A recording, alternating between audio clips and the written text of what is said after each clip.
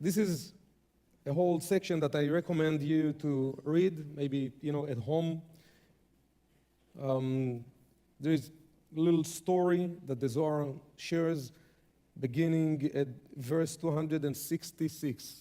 266. The portion of Jethro, in the English it is 10, volume 10. Yeah. Tanya Amar Rabbi Yossi Zimna Chada Avena Azil Beorcha. Rabbi Yossi, one of the students, the sages, one of the students of Rabbi Shimon Bar Yochai, was walking with one of his friends, one of his colleagues, two spiritual giants walking in the field. Again, I will not read the entire story, but I will tell you the story since it's few pages. They're walking in the field, and there is a man that they see collects different herbs from the field. And they ask the man, what is it for? Why do you pick up those kind of herbs? And this old man tells them that the family is coming from, which was a famous family back at the time, who were known as healers. And he told them, the herbs that I collect, they are all the herbs that has the energy, the capability to heal any disease that exists in the world. And each herb has unique power.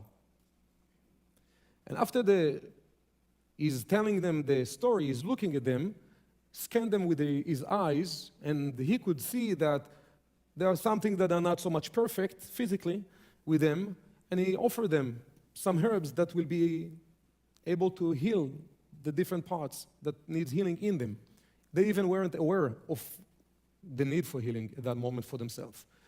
And they trusted the man. They took the herbs, they gave them different herbs, each one of them according to what they needed. It says that they fell asleep, they were sweating a lot, and as they woke up like new vessels, completely healed.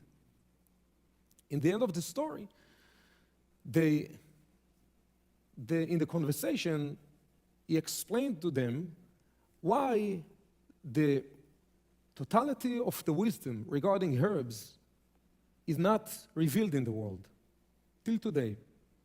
There are many people using many different herbs for healing, but there are diseases, and there are different diseases that nobody knows which herb can heal. However, the Zohar says that for whatever disease that exists in the world, there is a herb that can heal this disease right away.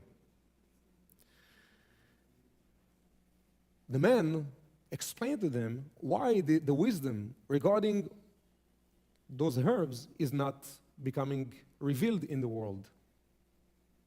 Most of us would think, if there is the wisdom for herbs, and we all heard about different herbs that has different powers, but this man knew the secret for the herbs that can heal any disease in the world. Nobody knows that.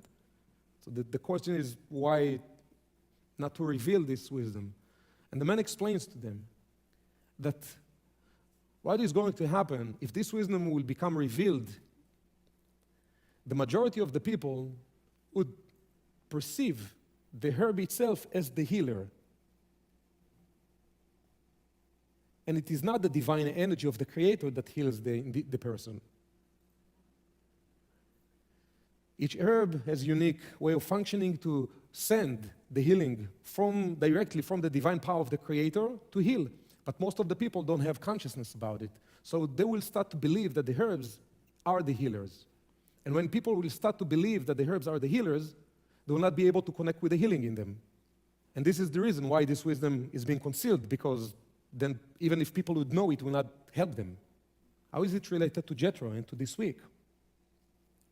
When we reflect over our lives, and maybe not with herbs, and then maybe not with physical healing, but if you think about moments in life or type of, processes that we went through or even going through, and we believe, this partner, will save me. This lawyer is the key to get into what I need to get. This doctor, and we're placing the full responsibility and the hope and the expectation in somebody that because of them, my life will change. If he will send just the letter to this individual, he will open for me the door and everything will change in my life. Go back to yourself, and I'm not a prophet, but I'm telling you nothing will change in your life. you'll go full circle back into yourself. Even if it would seem to be something is changing, nothing will change. Why? Because when we talk about change, we talk about expansion of energy, fulfillment. There are many people that found the people to do things for them. The question that we ask, are those people ending up being in a place of greater fulfillment, joy, happiness, being able to smile, to recognize their blessings in their lives? Why so many people founded the shortcut into different places in life, ended up in drugs, addictions, all the crazy stuff? How come? While you look at those type of people and you say, if I would have this person in my life, it would make the shortcut. And whenever we fall into the consciousness of the shortcut, you know you're in the wrong direction. Even if everything will work out according to what you wish, you will end up being in a place that is not at all what you're visioning for yourself. To allow the Creator to guide us, we need to realize, yes, people can be channel for us. Absolutely, people can help us. It is not about that. It is about our perception that we perceive now this individual as this what will make the difference in my life. If you just would change and shift this inside of you and realize nobody has the power to change me, my life, my experiences, no one has the capability of doing it. If you'd realize that, and then you'd be open, absolutely, people can help me, but I don't put the trust in them because I know they can be just channels for me. Everything is by being guided by the Creator. If someone comes into my life and is capable to open a door in my life, great. Great. It doesn't mean I don't need to use it. Yes, I need to, spiritually, I would need to take one step back to do the restriction that I need to do, not to get overexcited about things because maybe they are the wrong channels. Take a step back and have a conversation with yourself. And don't be afraid.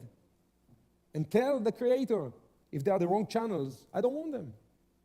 Even if they are capable of shortcutting my process, I don't want it. If they are the right people, I want them in my life. There's so much getting excited when the opportunity comes that it seems to be something is going to shift. And in most of those cases, it's part of a big illusion.